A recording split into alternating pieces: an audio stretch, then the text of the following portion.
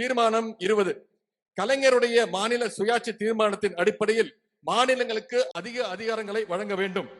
1969ஆம் ஆண்டு முதலாக முதலமைச்சரான முத்தமிழர் டாக்டர் கலைஞர் அவர்கள் நீதியரசர் திரு ராஜமன்னார் தலைமையிலான குழுவை அமைத்து அதன் பரிந்துரைகளை பெற்று தமிழ்நாடு சட்டமன்றத்தில் 1974ஆம் ஆண்டில் மாநில சுயாட்சி தீர்மானத்தை நிறைவேற்றினார். அதிகார குவிப்பை தகர்த்து அதிகார பரவலாக்கத்தை முன்னெடுக்கும் வகையில் முத்தமிழர் கலைஞர்கள் நிறைவேற்றிய மாநில சுயாட்சி தீர்மானத்தின் அடிப்படையில் தற்போதைய தேவைகளையும் இணைத்து மாநில அரசுகளுடைய அதிகாரத்தை வலிமைப்படுத்திட வேண்டும் என்று இந்த மாநாடு தீர்மானிக்கின்றது. தீர்மானம் 21. அமலாக்கத்துறை உள்ளிட்ட அமைப்புகளை கைப்பாவையாக்கிய ஒன்றிய பாஜக அரசுக்கு கண்டனம்.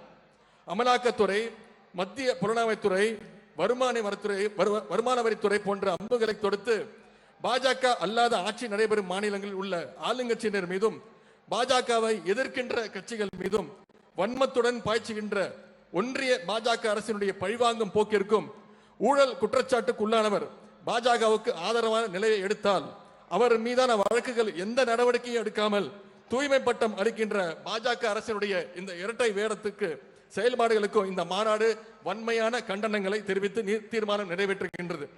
தீர்மானம் 22. நாடாளுமன்ற உறுப்பினர்களை இடைநீக்கம் செய்து ஜனநாயகத்தின் குரல் வலையை நெருக்கும் சர்வாதிகாரத்தை ஒழித்திடுவோம். தீர்மானம் 23. இந்துக்களுடைய உண்மையான எதிரி பாஜக தான் என்பதை அம்பலப்படுத்துவோம். ஆண்டுக்கு 2 கோடி இளைஞர்களுக்கு வேலை வாய்ப்பு, விவசாயிகளுடைய வருமானம் 2 மடங்காகும், கருப்பு பணம் ஒழிக்கப்படும், ஒவ்வொருடைய வங்கி கணக்கில் 15 லட்சம் ரூபாய் வரவு வைக்கப்படும் என தனது வாக்குறுதிகள் அனைத்திலையும் தோல்வியடைந்த பிரதமர் நரேந்திர மோடி தலைமையிலான பாஜக அரசு அவற்றை மறைக்க அயோத்தி ராமர் கோவிலை வைத்து வாக்குகளை பெற்றுவிடலாம் என நினைப்பது ஆன்மீகவாதிகளையும் ஏமாற்றுகின்ற ஒரு செயலாகும்.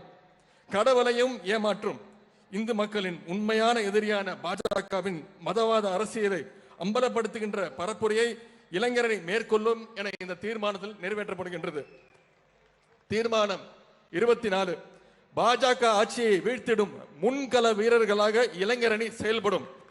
10 ஆண்டு காலம் மக்களுடைய அடிப்படை பிரச்சனைகளுக்கு தீர்வு காணாமல் இந்தியாவை சீர்கடச் செய்து வருவதுடன் தமிழ்நாட்டை தொடர்ந்து வஞ்சித்து வரும் பாசிச பாஜக ஆட்சியை அடியோடு வீழ்த்திட மாண்புமிகு முதலமைச்சர் கழக தலைவர் அவர்கள் முன்னெடுக்கும் தேர்தல் களங்கள் அனைத்திலும் இளைஞரணி தம்பிமார்கள் முன்கள வீரர்களாக போர் வீரர்களாக செயல்படுவார்கள் என இந்த தீர்மானம் நிறைவேற்றப்படுகின்றது.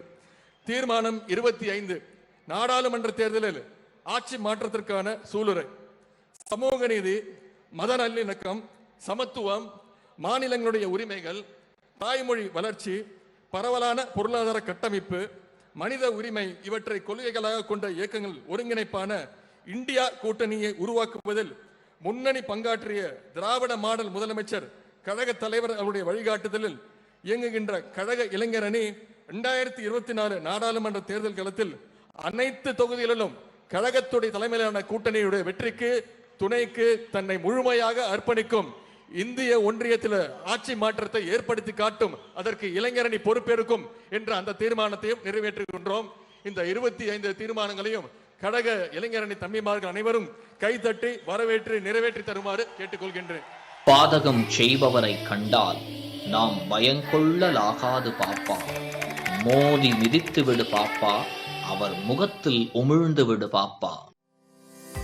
அண்மை செய்திகளை உடனுக்குடன் தெரிந்து கொள்ள இணைந்திருங்கள் இயம்நாடு தொலைக்காட்சியுடன்.